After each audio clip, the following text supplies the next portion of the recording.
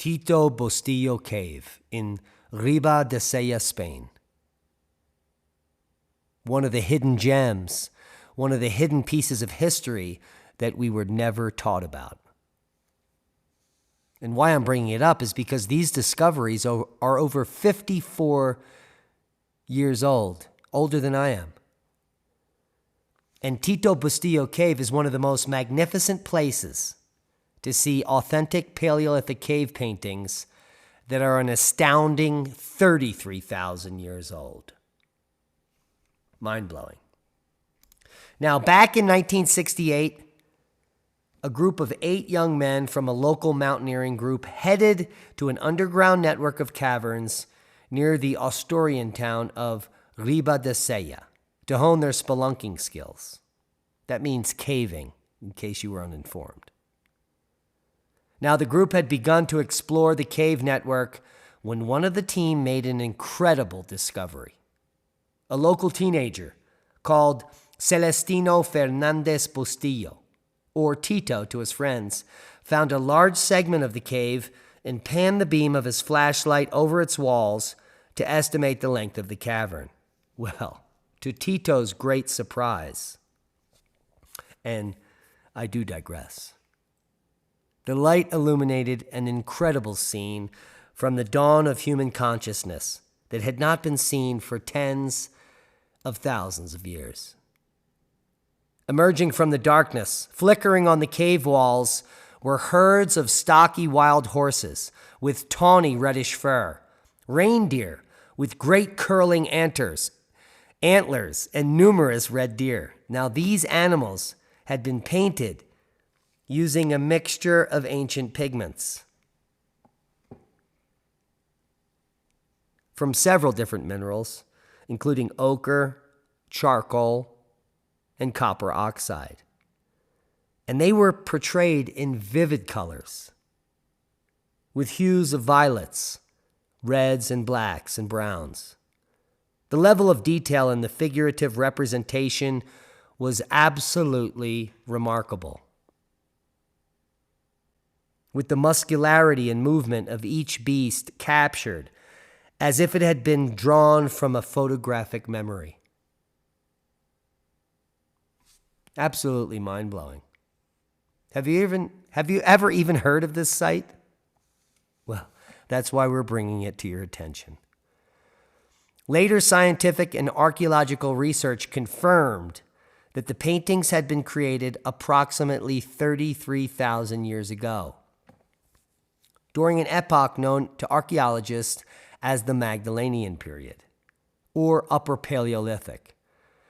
Further paintings were found within the cave networks, including paintings of bovines or bison, and a panel with symbols that are believed to depict vulvas and presumably represent the worship of human fertility. Absolutely mind-blowing. Now let's talk about the Magdalenian culture, because in the paper they refer to it as going back 33,000 years. But the reality is the Magdalenian culture, a tool-making industry and artistic tradition of the Upper Paleolithic in Europe, which was followed by the Solutrean industry and was succeeded by the simplified Aztlan, represents the culmination of Upper Paleolithic culture development in Europe, and the Magdalenians lived from 11,000 to 17,000 years ago, at the time when reindeer, wild horses, and bison formed large herds in the region. And the people appear to have lived in semi-settled life surrounded by abundant food, albeit in the middle of an ice age. So we're here at the map with all of the Magdalenian sites in Europe, and there are quite a few, but just a couple in Italy here, and just a few in Spain, and all of them coastal in Spain. The interior sites are all throughout Germany, France, and those regions. And so it's quite interesting to know that there was massive cultures here 17,000 years and earlier in this cave. Now it's cold outside and there's animals that want to eat you. So by all means, move into the cave, in my opinion. But the paper that just came out is pretty mind-blowing. And we're going to give you some of the conclusions from the paper. Now, here's the site. Here's the Cantabrian Sea. And here's the site of the cave in question in this square. And you can see how long and expansive this cave is. Now, this cave was occupied by these coastal people in the Magdalenian as early as 33,000 years ago, which means that they went through quite a few catastrophes in the interim. But what's unique about this cave is that it was occupied. There are almost no Paleolithic sites like this with amazing art in a cave like this where people actually lived. Most of the sites are just cave art sites, which have blown the minds of anthropologists and archaeologists because they must be ceremonial, like churches, where people come to paint these things and leave. Shamans come and write this information down and leave. But in this site, people lived there for tens of thousands of years while they accumulated this artwork. Was this an art school, perhaps? It's anyone's guess, but that's my best opinion here. Now take a look at this cave. Pretty fantastic. Pretty extensive, and you can see here all of the different occupational times and all the artwork within the cave system. Now, the most recent paper, published back in 2016, The Paleolithic Art of Tito Bustillo Cave in Spain, in its archaeological context, is a winner because it's free. And all of the graphics are free as well. So you get the entire PDF linked below. And let's talk about it. Now, the cave of Tito Bustillo was a central point in the human settlement of the Sella River during the Upper Paleolithic.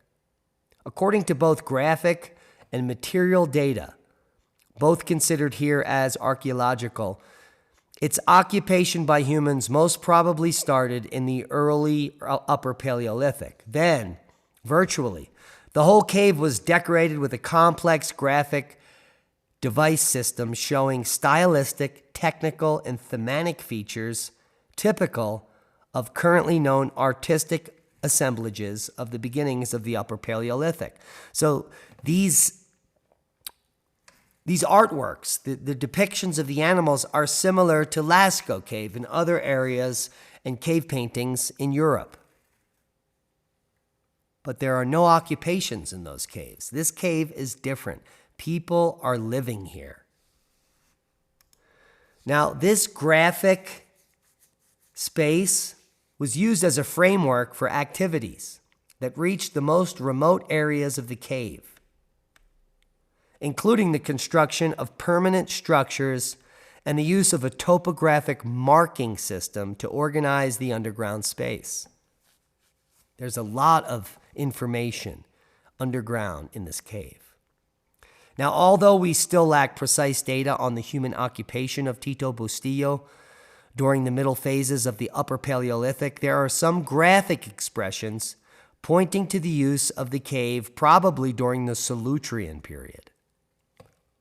In any case, it's during the middle and advanced phases of the Magdalenian, which is 17,000 to 11,000 years ago, when the human settlements of the cave significantly increased. So this is right before the end of the empire, right before the Younger Dryas event, for the several thousand years before the huge climatic shift, which began about 1509. So that's only about 1,100 years. They were in here drawing pictures because things were changing rapidly. And that's amazing. Because this is one of the only areas that show the development of large interior living sites inside caves with large amounts of amazing artwork in the Paleolithic. So, and these extend deep into the cave. So there were many people that were moving in. It looked like it was a building cave community of artists. Now, put together, these data are best explained as showing a humanization process of the cave, which probably started in the early Upper Paleolithic and was culminated during the Middle and Upper Magdalenian. Now, the underground space itself became an essential part in the development of Upper Paleolithic human behaviors, and the graphic expressions and other daily life activities were embedded in the living space. And take a look at this carving, over 17,000 years old, made of bone. Absolutely fantastic.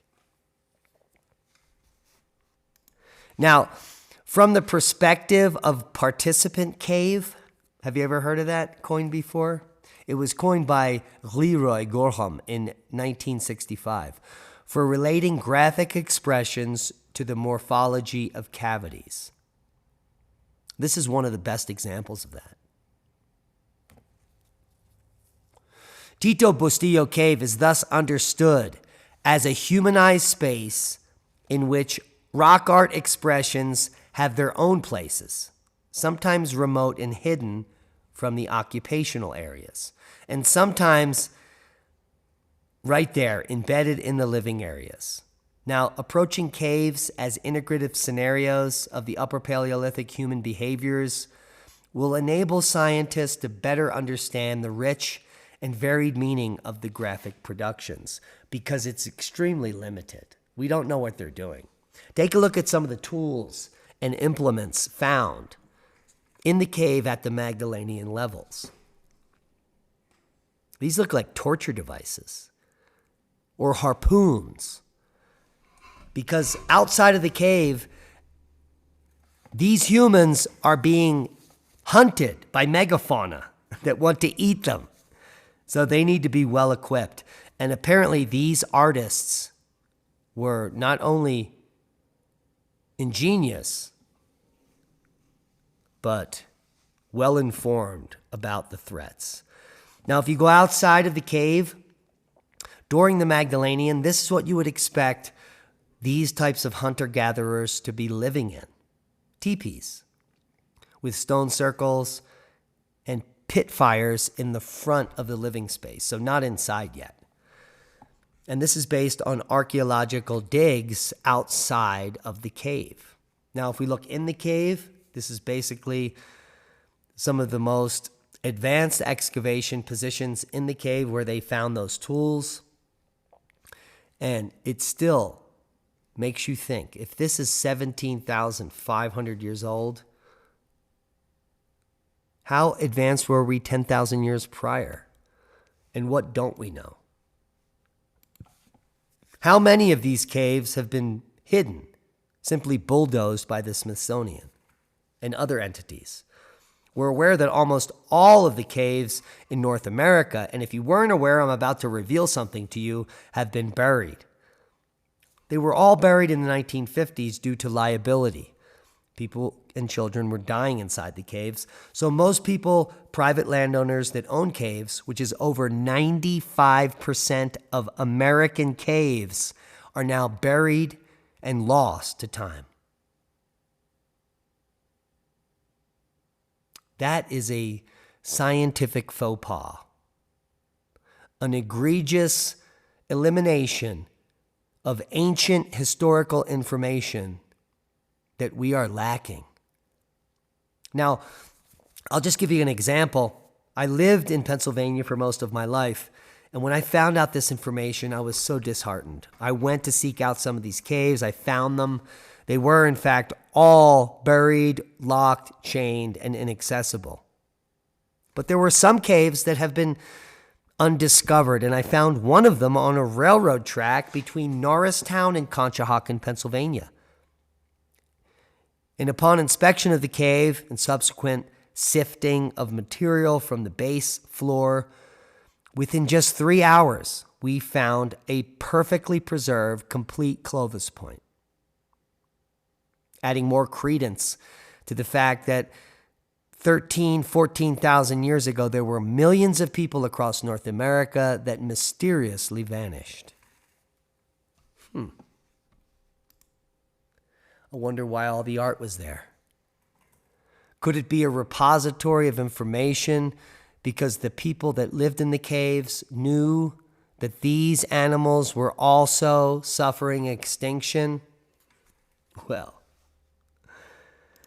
yes. Why would you live in here, down there, and paint all this just for fun? It's literally the first Encyclopedia Britannica, in my opinion. It began at Lascaux Cave. It spread around Europe. The artisans were prolific and numerous. It wasn't just a few people. Everyone was talented at this time. So 17,000 years ago, most of the humans living in Europe were talented artists. And this was their language. And that's a boom to knowledge. Proper prior planning prevents piss poor performance. I hope you got something out of the video. I did. I've been researching this for 3 or 4 days and just didn't know how to present it. But I hope I got the message across. This is not a unique outlier. There are hundreds of caves like Bustillo that we will share with you moving forward. Archaeology is not dead. History is not a mystery.